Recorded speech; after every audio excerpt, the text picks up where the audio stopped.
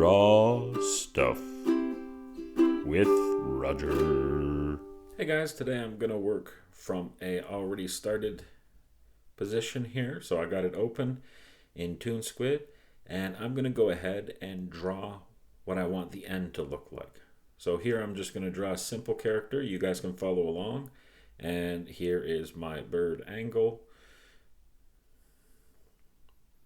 Checking everything out. She likes to sit on my shoulders and sometimes get in the shot. So here I'm going to draw a female character. So to do that, I just kind of draw the bottom of the face with a smaller chin than I would if I was doing a more masculine character. And I draw kind of where the neck lies here, and then I draw the hair off of there. Now, you can get way more complex than this. I'm just showing you guys something simple today. So we'll do the shirt line there coming over to the hair, and then the ends of the shoulders going down. Now for this, I'm going to make a hand wave.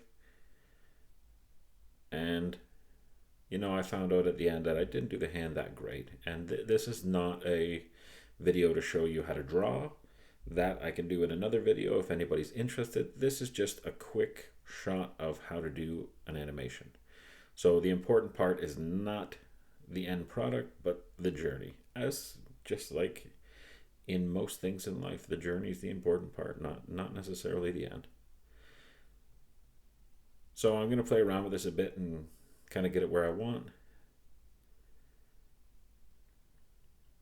And then I'm going to use a second layer for my color, and I'm going to move the outer layer on top and put my color layer underneath.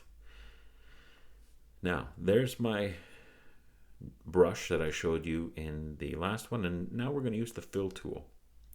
I'm really enjoying this fill color tool, and really I should have started from the hair, because I like to start on the outside of a picture and move to the inside when I'm doing this kind of fill.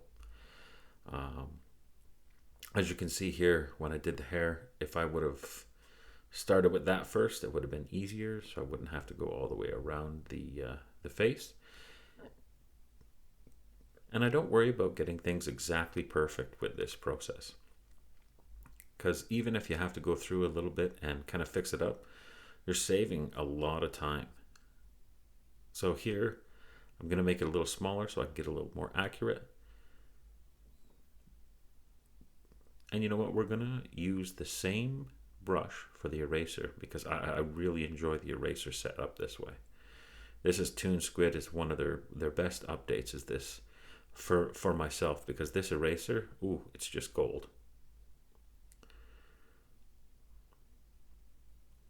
So here I'm just making myself more room. So I'm just minimizing those side panels.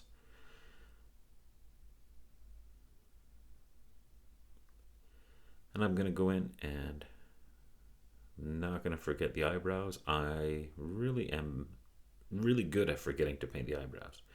I was going to say really bad, but I'm really good at it. I'm highly skilled at forgetting to color in eyebrows. I've even had some works that were pretty intensive, and at the end of it I was like, oh my gosh, the eyebrows are not clear. The eyebrows are not supposed to look like the background.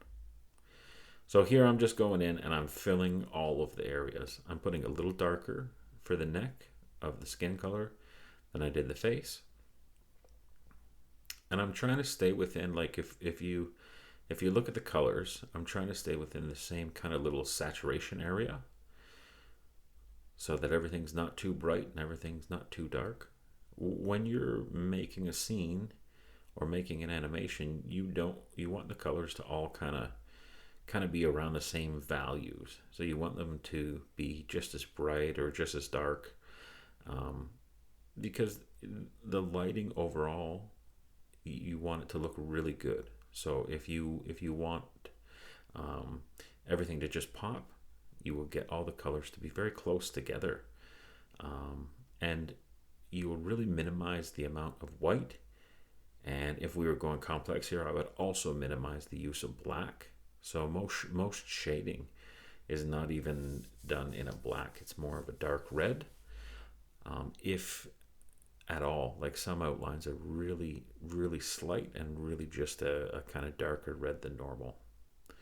Now what I'm going to do here is I'm going to slide the frames out and I'm going to just cut them. So this process here, I can take it and start with my animating. So I'm going to make sure, I'm going to keep this panel open here, that I have both layers, and I'm going to move it down. And this is where I want my animation to start, is because my character is going to come up from the bottom and hit the top. So we're going to split each frame and we're going to kind of work backwards towards the end product. And I know it's kind of a weird way of doing things, but sometimes when you're doing animation, it's not as straightforward. Sometimes, you gotta get to where you want to get at the end, and then work your way back is a lot easier than building it up from the beginning. Now you could build it up from the beginning and just move what you have up and do the rest, but I find this way of doing it in reverse saves me a lot of time in the end.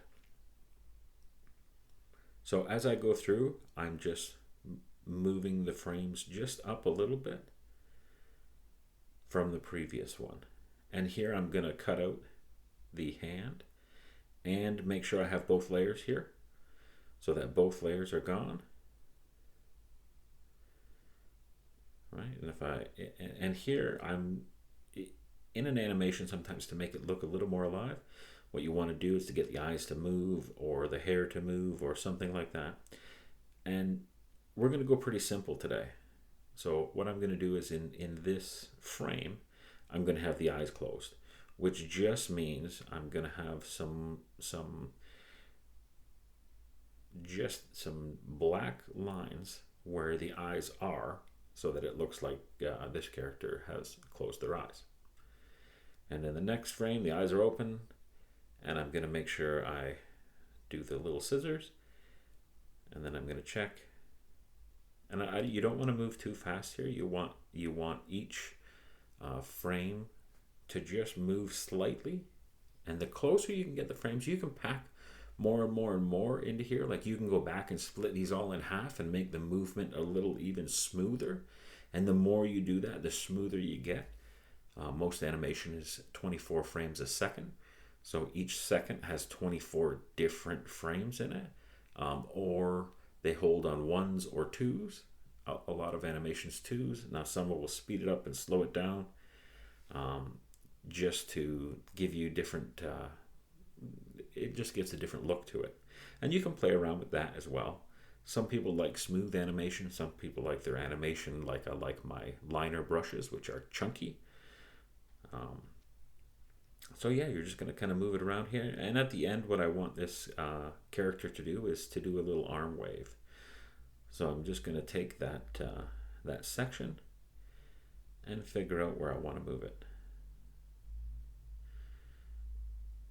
Oh, I want it to come up from the bottom first. That's what I did. Yeah, I wanted to come up from the bottom. And then I'm going to do the same thing on the next frame.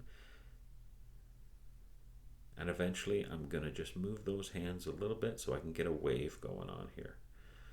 Now here I'm going, oh, I messed it up. It's okay, we've got to make sure we got both layers. So it's coming in here. And then now that hand is fully in, and I go back and take a look at what I think about it.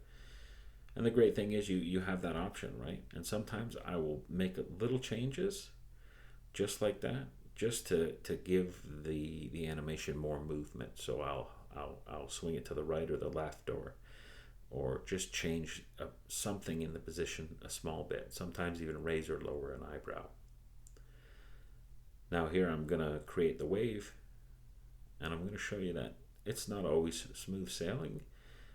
So this backup pops up, and usually I will use the backup, and then I kind of hit 500 things at once and went, whoops. So the tap of the two fingers is sometimes really important to do. And I'm going to get rid of that backup, and I'm going to go back in and do the same thing again. So that backup you can set in the actions. You can go into actions and go into settings and just set how often you want that backup to pop up. I like it to be a minimum of every 5 minutes, because then if I lose some work, I don't lose more than 5 minutes worth of work. And for me, sometimes that can be a lot of work depending on how intense the scene is. So here you can copy and paste so that you can kind of make it so that the hand in different motion is in different spots. And there we go. And we're gonna make sure we hit that little circle thing so it repeats, and away we go. And this is how you make a moving character with a little bit of a blink in there to give it some life.